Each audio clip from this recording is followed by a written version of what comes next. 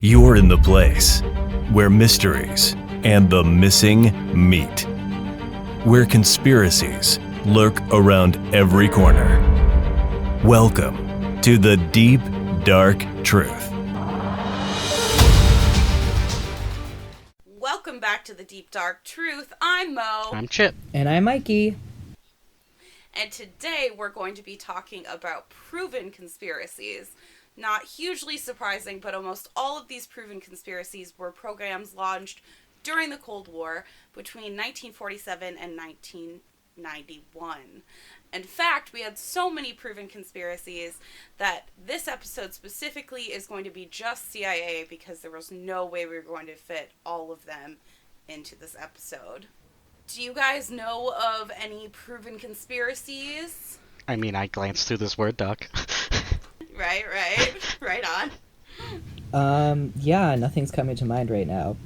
The existence of conspiracies being proven kind of helps shed some light on some of our crazier theories that we have now. We kind of live in a time with tons and tons of crazy conspiracies running wild, and the idea that there are proven conspiracies out there kind of makes people feel a little less Nutso. crazy for believing in them. Yeah. Well, now I'm just thinking, does Watergate count as a conspiracy that was proven right? I mean, yes. So, done. The government is out to get us. The end. Actually, Watergate is how a lot of these different conspiracies were found out, because after Watergate, there was a lot of different investigations that went on to try and figure out exactly what the government was doing behind closed doors. So that's actually how a lot of these became known to the public. Thanks, Nixon. And that's the last time you will ever say that. I am not a crook.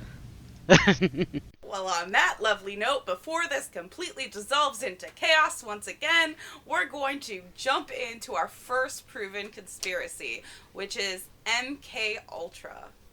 From 1953 to 1973, the CIA developed a mind control program dubbed Project MK Ultra. It experimented on both Americans and Canadians. MK Ultra became one of the most notoriously well-known proven conspiracies. The use of psychotropic drugs, most notoriously LSD, hypnosis, sensory deprivation, isolation, verbal, sexual abuse, and other forms of torture were employed in an effort to learn new ways to force confessions and gain intel during interrogations. Jesus Christ. Yeah, that's sexual abuse. Threw me off guard. Right? I expect the drugs, hypnosis, isolate, but oh god. Yeah, it gets worse. Oh, good.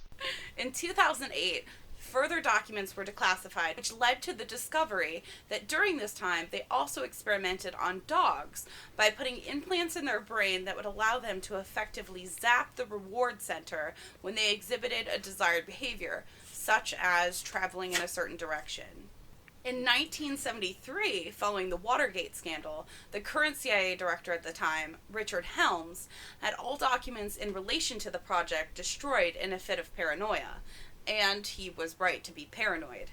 2 years later, in 1975, the Church Committee was selected to investigate the CIA, NSA, IRS, and FBI for abuse of power and illegal activities. The committee was chaired by and named for Frank Church, a Democratic representative from Idaho. It sat 6 Democrats and 5 Republicans that included Senator Barry Goldwater from Arizona. Good old Chip from Arizona.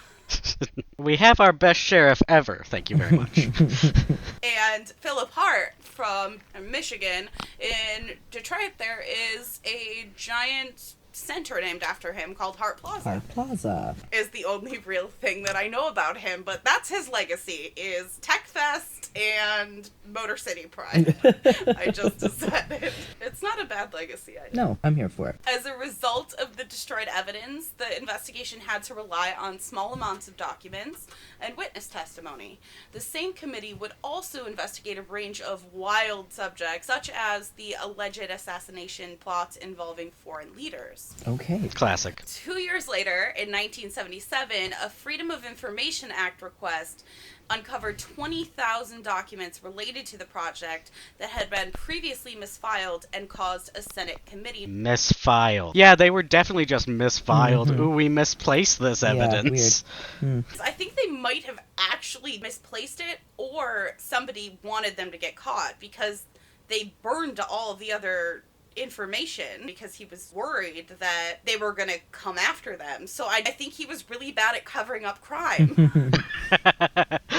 I think that's what happened. He was like, oh, let's burn them all. And then, wait, these aren't tax deductions from 1974? Who's he? That's how they talk. Richard Helms, the CIA director at the Gotcha. time. So the 20,000 documents related to the project were misfiled, and that caused a Senate committee meeting, which is how we know a lot of the information that we currently have on MKUltra. You can read the available documents for yourself at archive.org, and a link to the MKUltra files and other things we'll talk about in this and every episode will be on our website. But I'm going to read a few of the declassified files to give you an idea of the available documentation. So MKUltra had many sub-projects, and some of them were contracted out to various universities, hospitals, etc., to pursue their research with a range of specialized goals. Some range from drug-induced hypnosis, amnesia under the influence of drugs, hypnotically induced anxieties, which is my absolute worst nightmare. And one of those sub-projects, Operation Midnight Climax, involved prostitutes luring men to CIA safe houses. So each of these different subcontracts had their own individual documentation. So an example of that is this one, sub-project number 39. It says the principal researcher and location, which was Iona State Hospital for the Criminally Insane in Iona, Michigan. It says the objective and the details of the work, which was to exploit the research potential represented by a group of 142 criminal sexual psychopaths confined at the Iona State Hospital.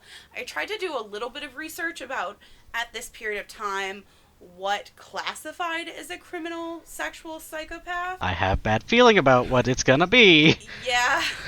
The thing is that it was very vague, so I feel like it's probably like, oh, we found a sex toy. You obviously are a nymphomaniac. But those people also being mixed in with like, oh, you raped 12 little boys. It's fine. We're just going to put you in this little hospital. I think that it's a ridiculous mix of the two because the wording was so crazy, and knowing what I know about history, and especially history involving anything sexual, and especially anything sexual involving women's liberation, I'm sure it wasn't a great time. We don't even know you're gay. We just suspect you're gay, so come along. Right. It's fine. Everything's fine. So, can I just go back to who named it Operation Midnight Climax? Well, everyone was at the bar getting wasted, and they were like, you know what's a great name for this? Because that's the only explanation. Not even a good code name. It's not at all, and I just want to know who is responsible. Is it to make fun of the thing, or like did somebody actually think that was a good name? I'm way too focusing on that. I like to think that they were self-aware. A little bit, but they probably weren't. I'm not optimistic at all, but sometimes I have this ray of hope for humanity, and that's what tells me that they're self-aware. But it's usually wrong. Everybody's awful. So in these documents, it tells us the approximate time span from 1954 to 1959, and it tells us the aspects of that project. In this case, drugs, including LSD, were used both openly and surreptitiously on criminally insane inmates, along with hypnosis as aids to interrogation, which is a fantastic time. Yeah. It also lists some objectives, like the disturbance of memory, discrediting by aberrant behavior, altercation of sex patterns, eliciting of information, suggestibility, and creation of dependence, which I really don't understand what that means. Also, it says how the hospital was paid. In this case, it was paid $30,000 in cashier's checks, which is the next shadiest way to get paid other than Walmart gift cards. You know, if this was consensual, it sounds like a good time. But But that's the problem. Obvious problems are that the Ionia facility for the criminally insane, they're insane. They can't give consent, even if they wanted to give consent. And there's no documentation of the project that they even attempted. Oh god, no, they never would. And in cases where they did, the volunteers were not fully informed of what they were doing at all. I just can't believe this.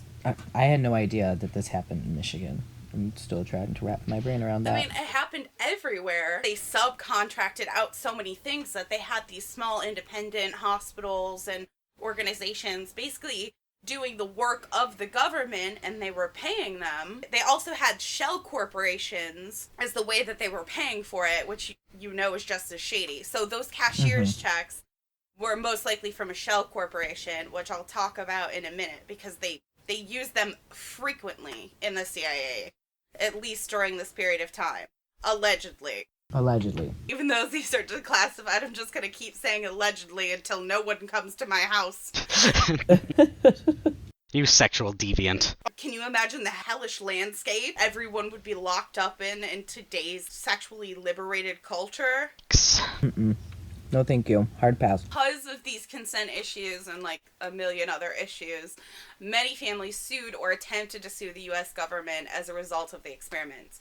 The most notorious and widely reported was the family of Frank Olson. They received $750,000 in a settlement and a public apology from sitting President Ford.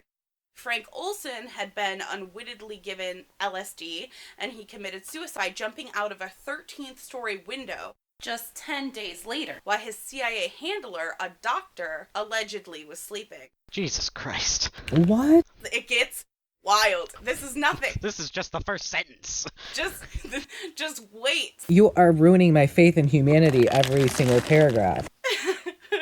No, listen, guys. The Frank Olson's story is completely wild. In fact, they ended up making a Netflix show out of his story, which is called Wormwood. We are not sponsored by Netflix, but if you have any interest in this at all, you should watch the show. So let me tell you the Ballad of Frank Olson. So until the commission uncovered his involvement with MKUltra, the family was not given any information surrounding the circumstances behind his death. The Olson family had maintained through the years, though, that Frank would not have committed suicide, and that the U.S. government had Frank assassinated as he became a threat to security after being dosed. And that seems like a very big accusation. But Frank was in the CIA himself. He was involved in several programs, at least in the CIA. He had a vast array of knowledge concerning programs in the CIA, and he was running and had quit his position of acting chief of special operations at Dietrich, Maryland, as he had concerns involving his biochemical weapon research and what the CIA was aiming to use it for, including assassinations and experimentations in populated areas where no one knew what would be happening. Frank had been informed that he had been dosed with LSD 20 minutes after ingesting it, and the family said that they think that it was the beginning of the end of the trust that Frank held in the CIA. So they drugged him, basically? They drugged him. Without his knowledge? Without his knowledge, and they told him after, like, oh, you're on LSD. We wanted to see how you'd react or whatever. But so it was for experiment purposes. Exactly. So it's all part of this project. But the thing is, if you're making biochemical weapons and you already have this idea, you're doing all this biochemical weapons research, you have this idea that the government's going to use it nefariously, and then they drug you with LSD. This is attempted assassination. Not attempted. He died. But also, he probably didn't jump, and we're going to get into that right now. In 1994, the Olsons had Frank's body exhumed, and lo and behold, the medical examiner determines that Frank's death was a homicide, and that the cranial injuries that he had suggested that he was already unconscious before he ever left the window. Well, I guess the timing of the drug doesn't matter as much anymore. Surprise! Murder! That's our tagline. So they proved this. This was proven scientifically that that wasn't the cause of death? Yeah, so it was proven scientifically, but proof is a lot to say, because at this point they had already ruled it a suicide so far, back, and the family had already received a settlement, which becomes a problem for them. So, when did he die? What year was it? Frank Olson died in 1953 at the beginning of all of the experiments, but it wasn't until the 70s and after Watergate that they started investigating all these government programs, and they found a lot more information about how Frank had been part of the MK Ultra experiment. And then his family was like, what the fuck? And then his family received a settlement. Don't forget about the settlement. Because in 2012, Frank's sons attempted to sue the U.S. government again with all of their newfound information, but it was dismissed in part due to the original settlement. However, the judge did make a statement implying the guilt of the CIA. This is what the judge said. While the court must limit its analysis to the four corners of the complaint, the skeptical reader may wish to know that the public record supports many of the allegations, far-fetched as they may sound, meaning all the allegations that the family filed in the suit. The medical examiner information and how he was not comfortable with how his research was being used. Which sounds to me like, sorry, the government killed your dad, but you can't sue us twice. Yep, that's a thing. It really is. You can't sue twice. Yeah. Once you sign that settlement. Never sign anything. Well, or if you don't sign, you don't get the settlement. So there's Make that. sure there's enough money behind that check to make it worth it. Exactly. I still don't understand how in 1994, 40 years later, the medical examiner determined. What did the original medical examiner determine? That it was suicide? That it was suicide, but also guessing that medical examiner worked within the CIA and wasn't like an unbiased third-party medical examiner. Yeah, probably not. So some quick facts about MK Ultra before we wrap up this section. Ken Kesey, who famously wrote One Flew Over the Cuckoo's Nest, volunteered for the project while he was at Stanford, and the Unabomber, Ted Kaczynski, was part of an experiment at Harvard that many allege was part of MK Ultra, though it has never been proven and likely never will after the destruction of so many documents. I find it crazy that there was such a large range in the experiments. Some of them were about hypnosis, and some of them were drugs, and some of them were dog remote brains. Remote control dogs. So random. It really is. Considering how there's no morality here whatsoever, I was about to say I'm surprised they didn't do it on humans. I'm surprised we haven't found those documents yet. They Right. must have put little electrical chips in a human brain to see what would happen. Probably doing that allegedly right now. Allegedly. Wait, but we're the ones who are alleging it. That doesn't work. I don't know anything. I know I nothing. love the government. The CIA especially. It's my favorite of all of the government. Oh, so is this the same, the movie, The Men Who Stare at Goats? This is that. Yes, it is. This is that. I heard that it's funny, but because I haven't seen it, I didn't bring it out because I had no one-liners about it at all. I had nothing.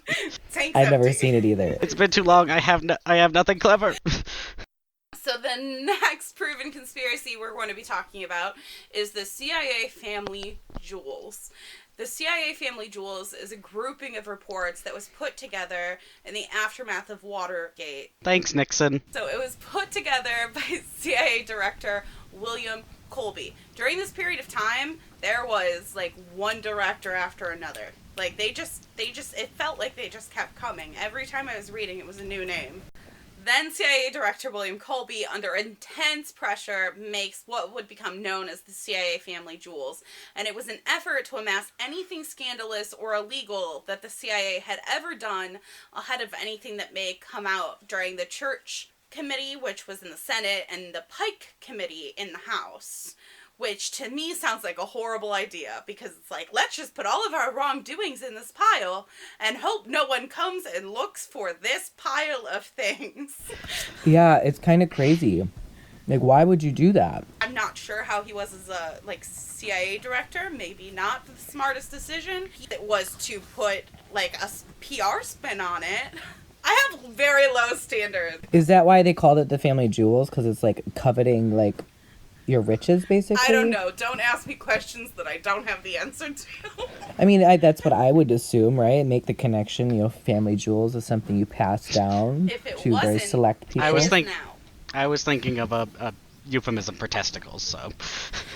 Yeah, I kind of was too. Like, they got us by the family jewels type of thing. Oh my god, okay, I could see that. That wasn't my thought process. You're on a higher plane of evolution than where me and Chip are.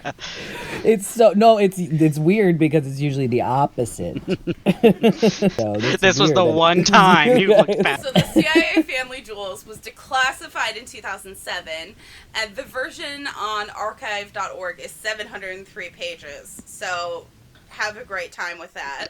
I'm sure that there's even more that has not yet been declassified, but here are some of the highlights of the CIA Family Jewels. Project Mockingbird, where 2 journalists were wiretapped after the CIA learned that they were reporting on and quoting classified documents. Related in the worlds of conspiracy theories is Operation Mockingbird, which is the accusation that some media outlets are on the CIA payroll in an effort to spread disinformation and to control what you believe. I feel like this is surprising in a different time, whereas I'm like, of course they were wiretapping journalists. What are you fucking talking about? Right. Oh, well, allegedly. You know what I mean.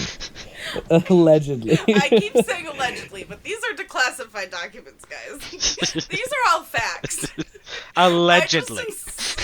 I just say allegedly so that I don't die. I would not be very tolerant of LSD, I don't think. I think it would be a great time.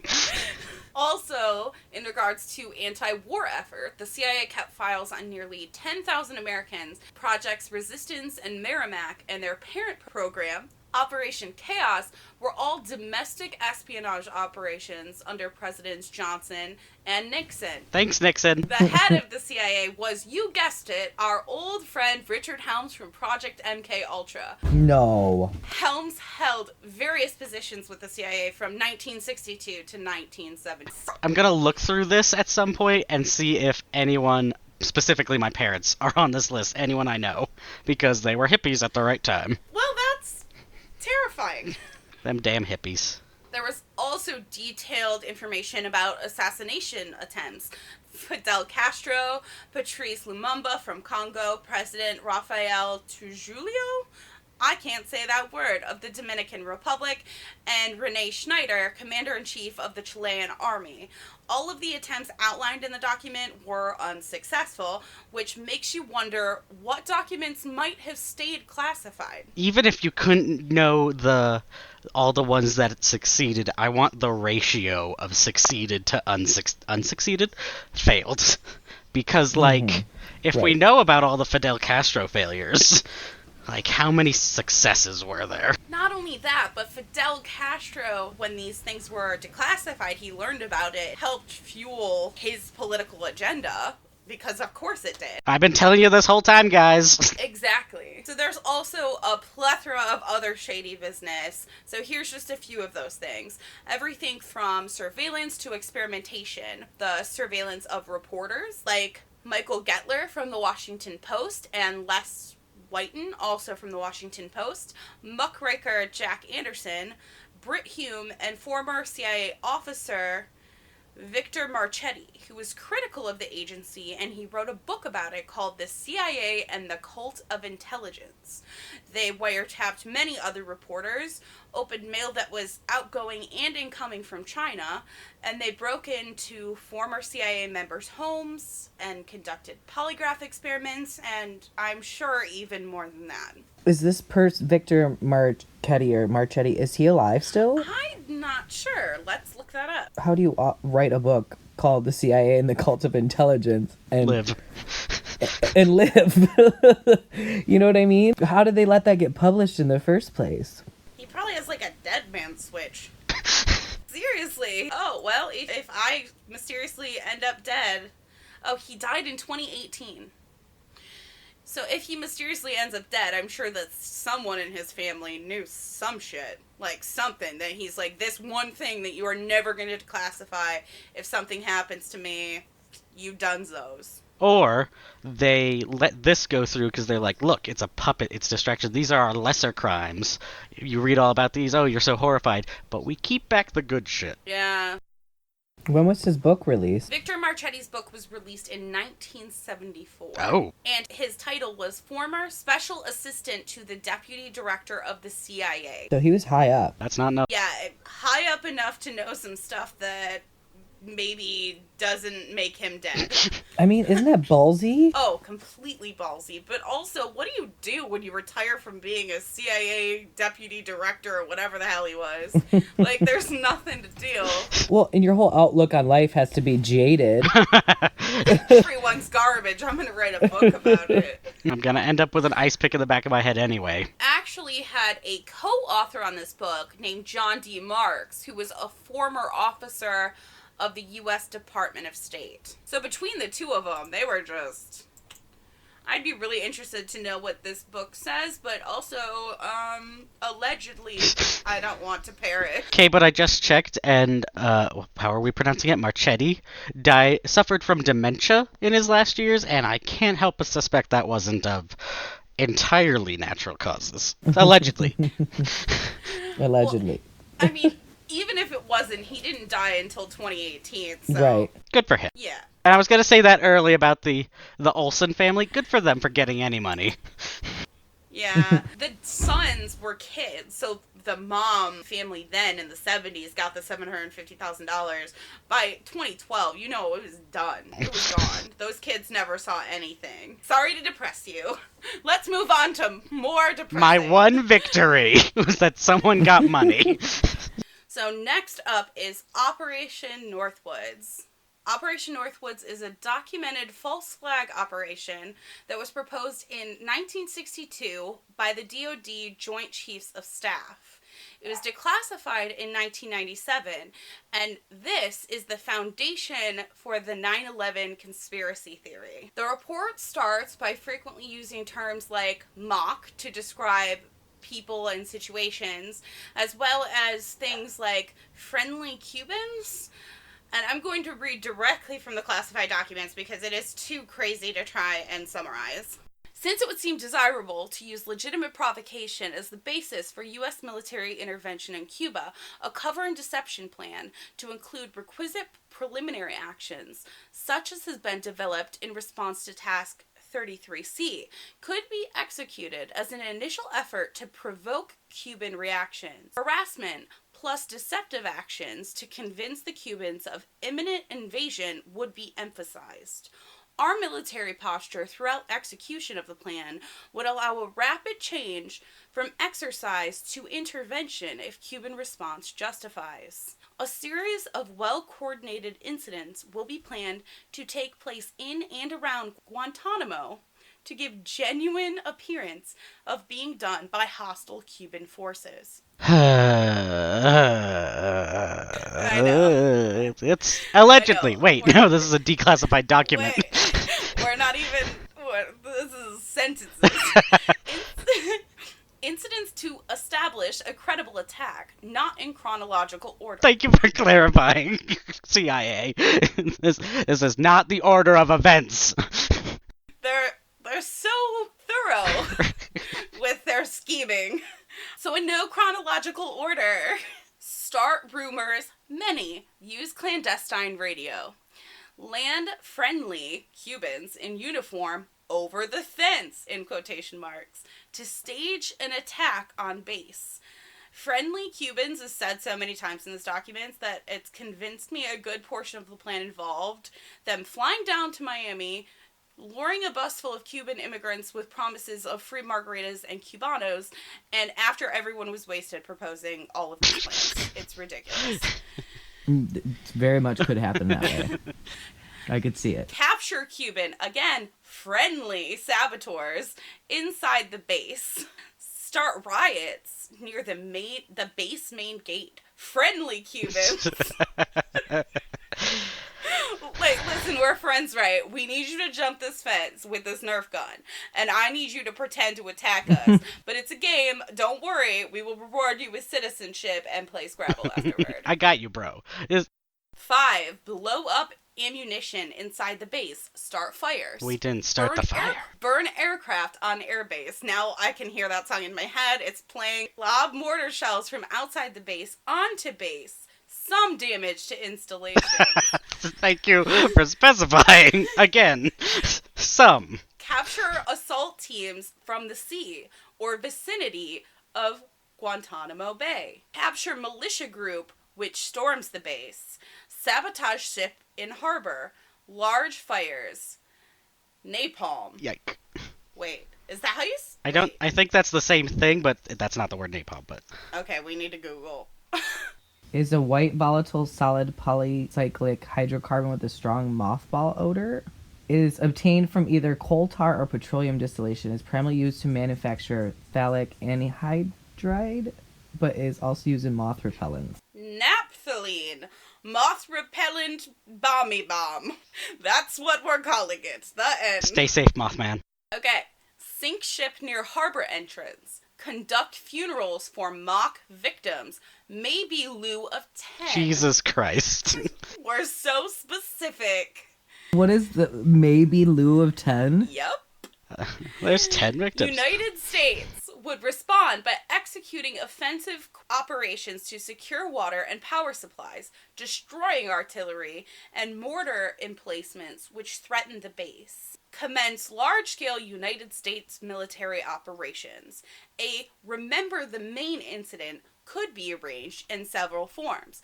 So, I was born during the Cold War, and yet I'm not very knowledgeable about what Remember the Maine meant. So, Remember the Maine is a reference to the USS Maine, which mysteriously exploded in Havana in the harbor in 1898. So they're referencing something that was, 70 years ago at this point, but it became such a catalyst and an American battle cry for the start of the Spanish-American War that these are very specific things. So I can even see them being like, oh, well, remember the Maine. This is gonna, when we compare it to this, we're gonna make people even more sympathetic going forward.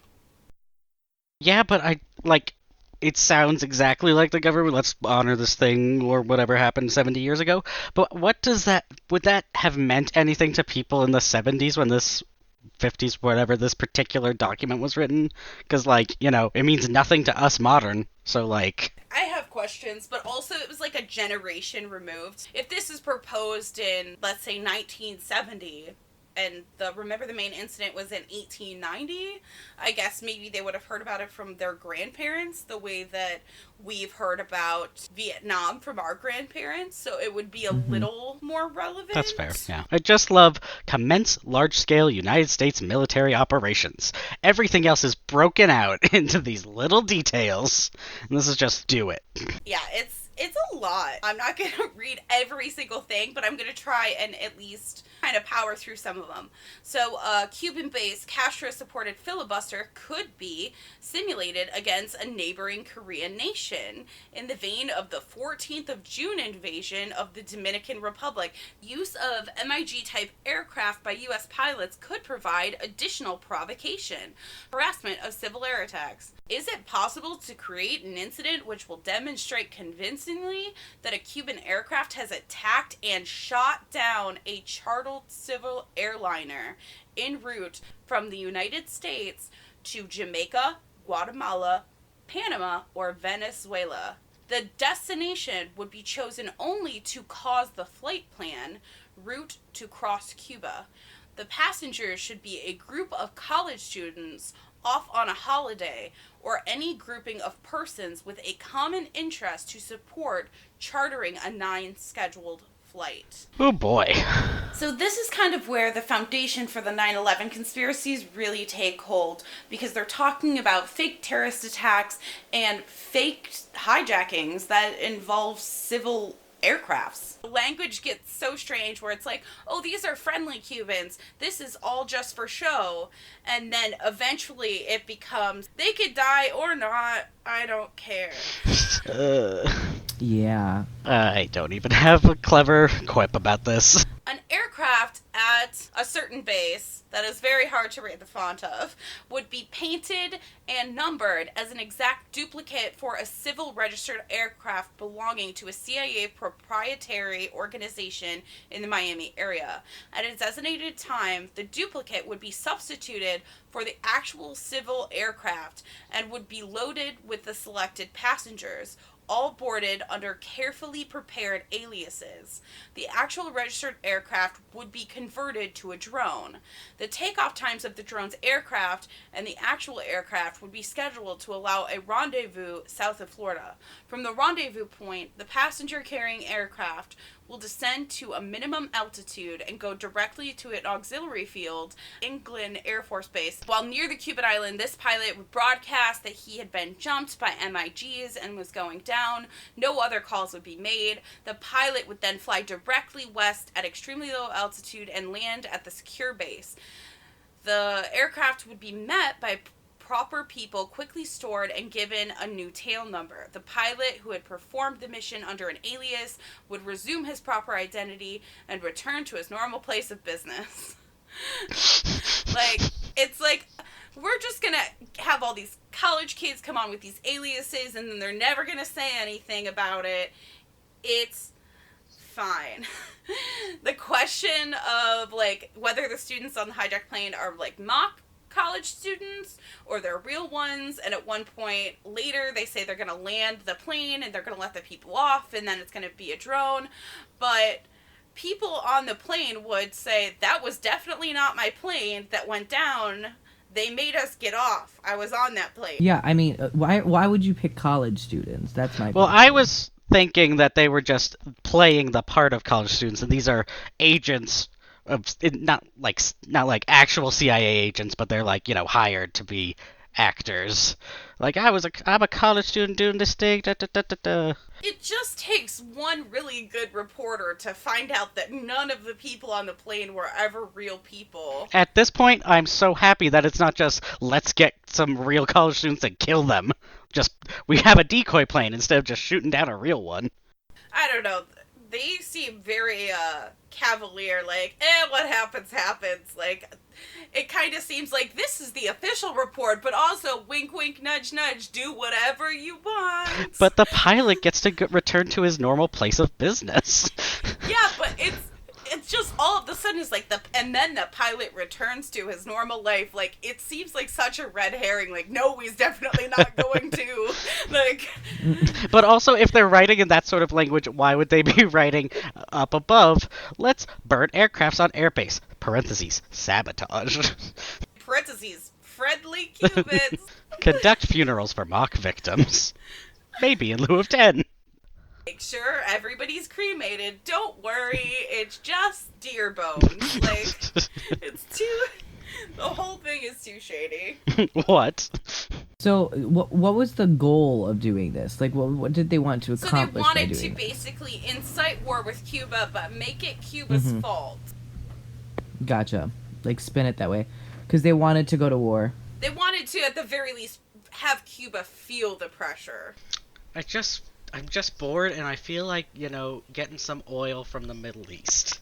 How could we go about doing that, allegedly? Which is exactly why it became the foundation for the 9/11 conspiracies, because it's an operation that's made for a very specific goal, and so many things are similar to any terrorist attack. That was the whole idea, is to model it after attacks. So how optimistic are you guys currently feeling? I feel completely jaded now, and I have no trust in the CIA. Thank you for that. I also, this was never done, right? No, interesting. So this is kind of how we're going to end the Operation Northwoods. So Operation Northwoods was proposed in 1962 by the Joint Chiefs of Staff, and it was proposed to John F. Kennedy, who was like, Nah, we're definitely not doing that. That's not a thing that we're doing. And who's dead? John F. Kennedy. Interesting. And there's a lot of theories out there that the CIA killed John F. Kennedy. What? Allegedly. Allegedly there's conspiracies that I've never even heard of. I know nothing about them. They probably aren't existing. I'm just saying. At least, do you guys feel now, knowing, going into this, all of these different proven conspiracies, now conspiracies that we hear in the future, maybe you'll be a little less critical of them, even if they sound bananas. Who would ever stick a microchip in a dog's brain to get it to do what they want?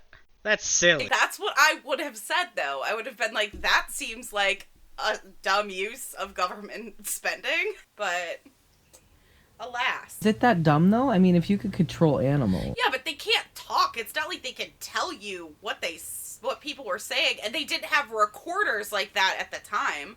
You know, if they would have put a recorder on the dog, it would have been the size of the dog. Just think about like an army of zebras or an army of pigs or hawks. I mean, okay, you King could do a Ezekiel, lot. You don't need your tiger. You're like, this is my tiger Sheba, and I control her with the power of my mind. I mean, you could use it for stampedes and all sorts of things. I mean, it worked with Scar. You know what I mean? It worked to make an assassination. It could work Bear spies, very much. bear spies, Like, bear For spies. Scar? In the fucking Lion King, son! That's the point I'm trying to make. You could make any murder look like a wild animal was the cause. Downtown Detroit, a zebra Just saying. got loose. Listen, I was just thinking that. With that said, we are very sorry for shaking your faith in humanity, but we will be back next time with something that's probably more upbeat, but also I make no promises. Until next time, I'm Mo. I'm Chip. I'm Mikey. Good luck. Just good luck. Stay vigilant. You just listened to the Deep Dark Truth Podcast. See you next time. And remember, your local cryptids want to meet you.